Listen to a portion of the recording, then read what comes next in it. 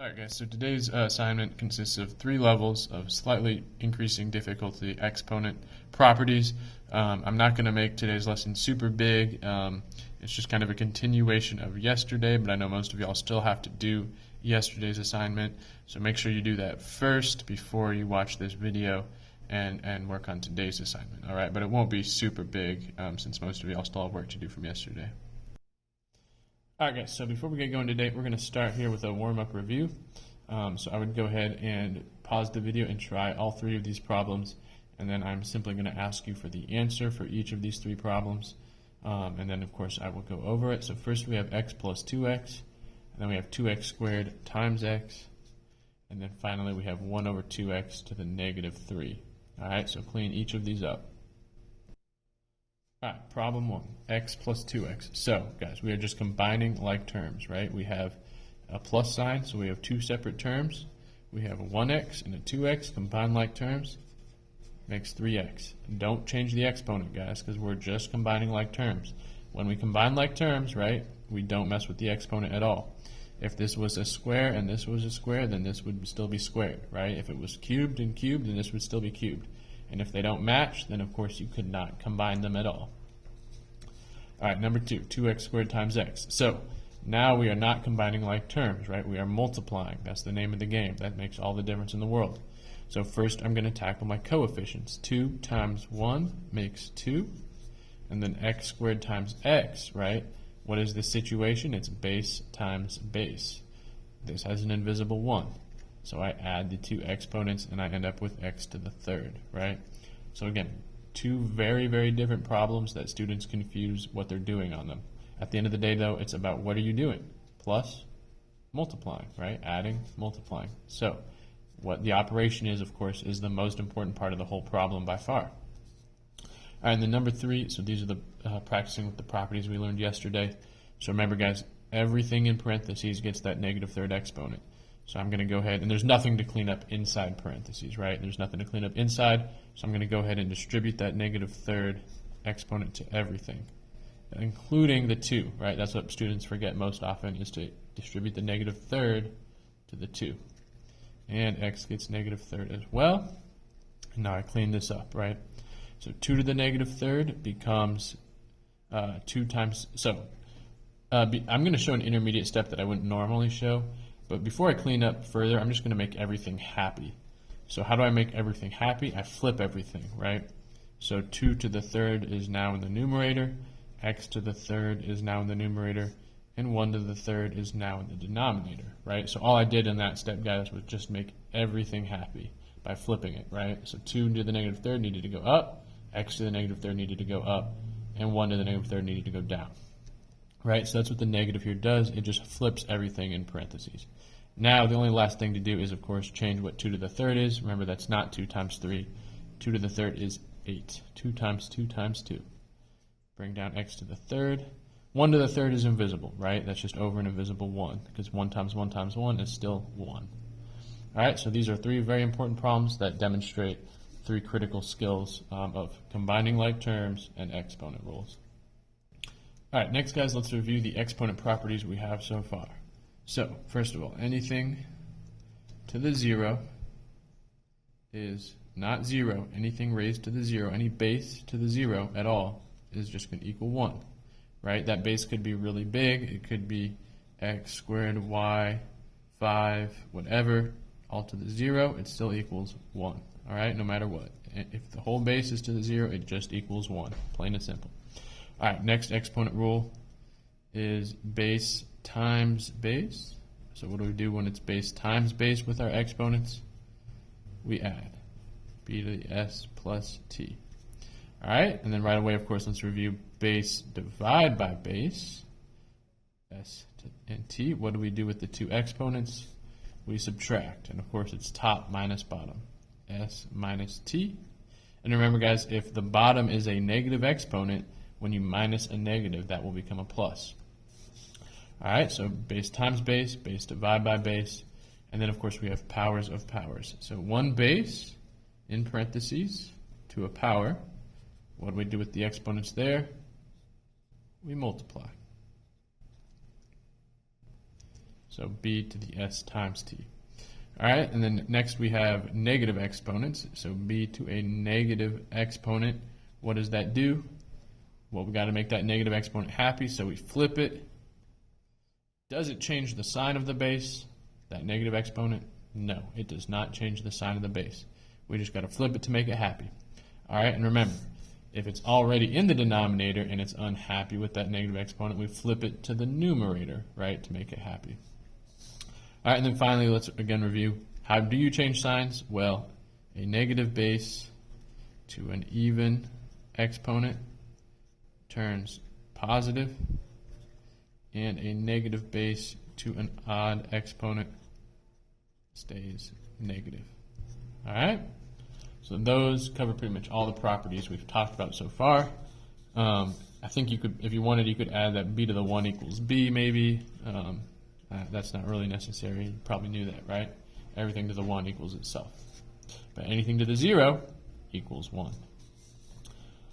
So, you guys, you will have to know these properties, plain and simple, straight up. Just have them memorized, all of these properties, in order to do well in the next test. All right, next, guys, let's remember to go ahead and review our basic bases and exponent rules. So, notice that for the 2's, I want a lot. For the 3's, I want a lot. 4's, most of them, but then less and less as we go on. So the 5's, the 6's, the 7's, 8's, and 9's, we don't need as many. And that's just kind of, these are the ones that you just kind of got to know, and so you can reference this chart if you need it. But these are the main focuses. Of course, we could still keep going 9 to the 4, 9 to the 5, 8 to the negative 5, and so on. But for the most part, these are the ones that you just kind of need to know. So go ahead, please pause the video and fill out this chart while I do the same.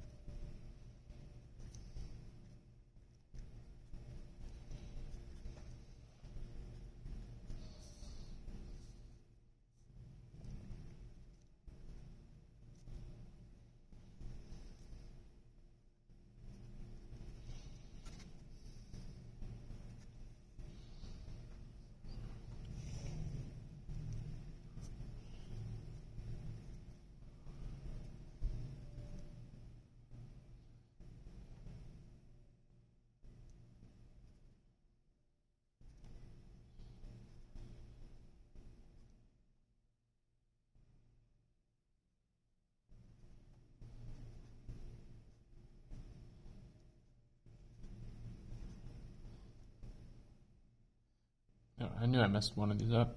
Yeah, that's not right. 180 plus 36 is 216. My fault. Okay. So, guys, also notice I didn't bother doing the negative exponents for these, but of course they still follow the same rule, right? So 5 to the negative second would be 1 over 25. 5 to the negative third, 1 over 125. 8 to the negative second, 1 over 64. All right, so it still follows the same rules. And then finally, guys, base 10, just remember that it's just going to be a 1 followed by 1, 2, 3, 4, 5 zeros in this case, right?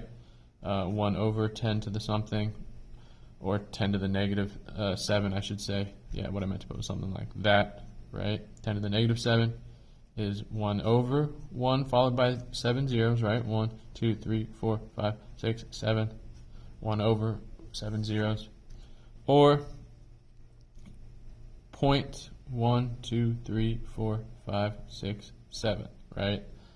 So 6 zeros, and then that 7th place is the 1. So 0.00000001. All right, so base 10, of course, is an important one as well, but it follows its own rule where you're counting the zeros, right?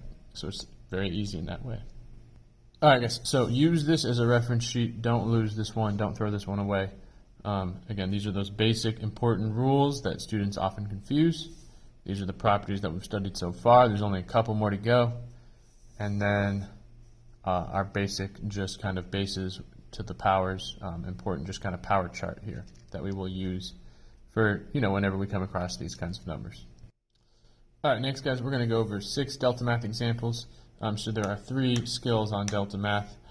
So if you want to do these 2, then try the Delta Math, and then the next 2, and then try Delta Math. That's up to you, because these correspond to the 3 levels, or you can just look at it all at once.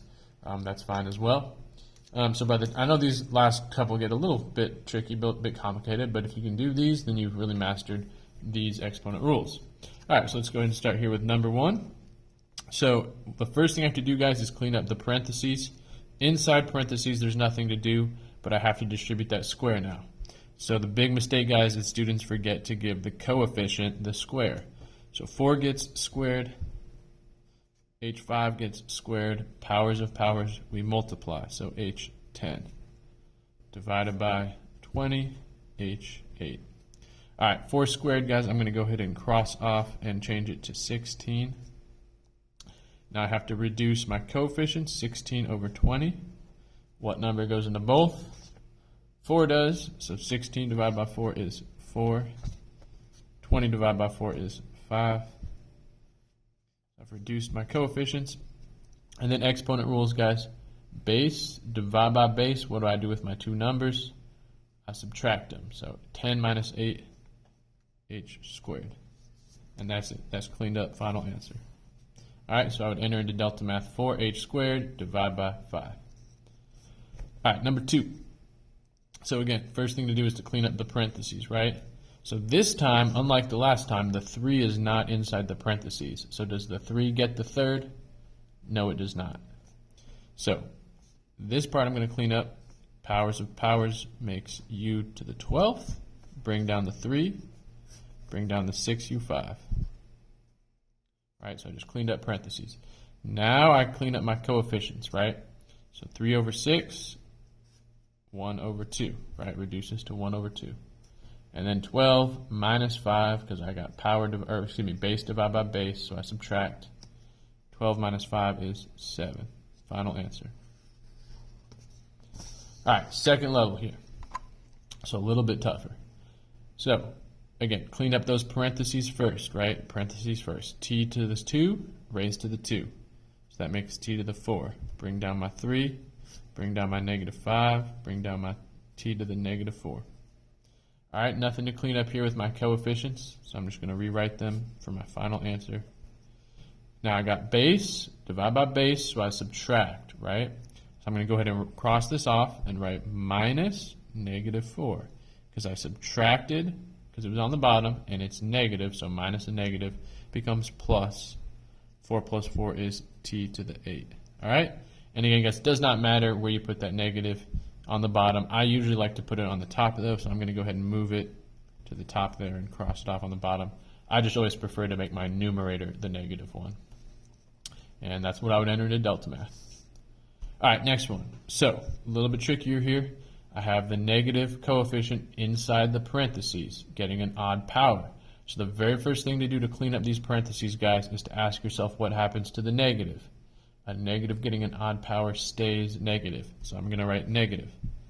5 gets the third. Don't forget that. 5 gets the third power.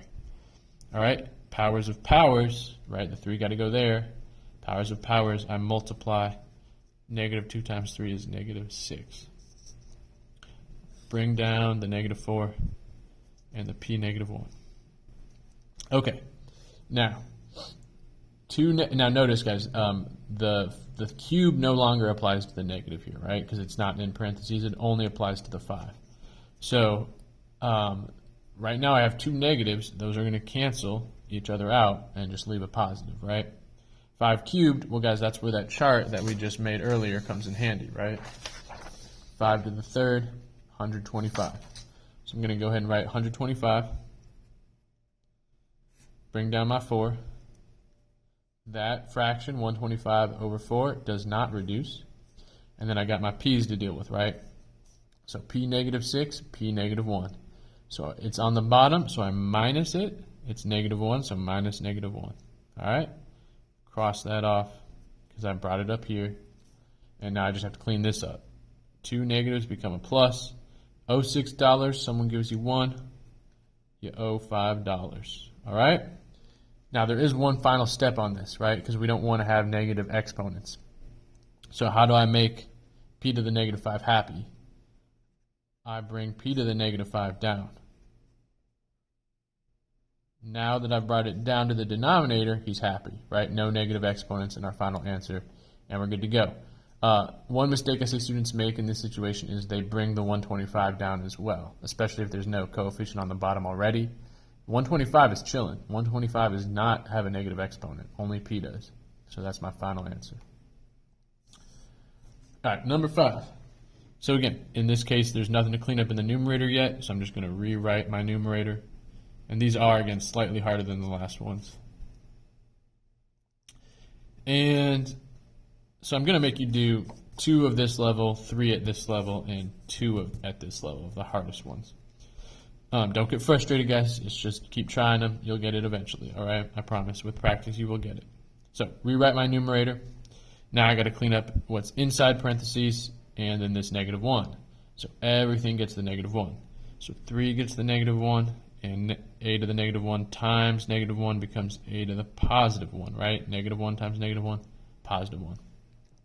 Clean this up, right? So how do I clean up this 3? It's not happy, right? So it needs to go up. So I move the 3 up, it multiplies the 12 now, right? Once I move the 3 up, it's going to multiply by whatever's already up there, in this case the 12. The 12 is just chilling, right? A is happy where he is, but I have the situation of base divided by base, so what do I have to do? I have to subtract. 8 minus 1 is 7. Clean that up and we're done. 3 times 12 is 36. Oh, and my denominator here, of course, was just an invisible 1, because there was nothing left in the denominator once I brought that a up and that 3 up, so denominator here was just a visible 1.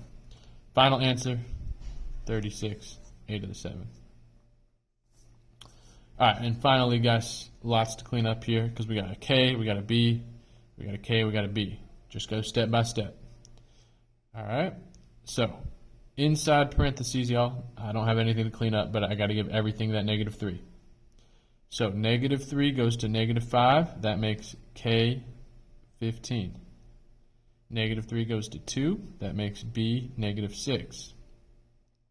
Bring everything else along. So 10 over 5, k negative 10, b negative 9. All right? Clean up these coefficients. So 10 divided by 5 becomes just 2 over 1, right? Because both are divisible by 5. All right, now let's go ahead and clean up these bases, right? So I got 2, just chilling. Negative 10 minus 15, so k negative 10 minus 15, because it's base divided by base. And then b negative 9 minus negative 6 becomes plus 6, right? Minus a negative. So finally, 2, negative 10 minus 15, owe 10, owe 15 more, you owe 25. B, owe 9, but someone gives you 6, you owe 3. All right, and then finally, guys, I have one more cleanup step, right? Neither of these guys are happy. Neither k nor b is happy right now with those negative exponents. But 2 is, all right? 2 is happy, so students always get confused about this. 2 does not have a negative exponent, y'all. It is not attached to the k, right? Not in any permanent way. So 2 is just going to chill in the numerator, while the others, the k and the b, go to the denominator. So k becomes 25 in the denominator, positive, he's happy now. B becomes positive 3 in the denominator, he's happy now. 2 is chilling, all right? 2 does not go to the denominator with them. 2 does not have a negative exponent. He's chilling in the numerator. All right, so that's the biggest mistake I see on that final cleanup step, where you make the 2 bases happy. And that's it, guys. Again, don't get frustrated. You will probably mess these problems up a couple times, but that's what I'm here for. Try it. If you get messed up, ask your neighbor, ask me. All right? Chances are it was just a little mistake.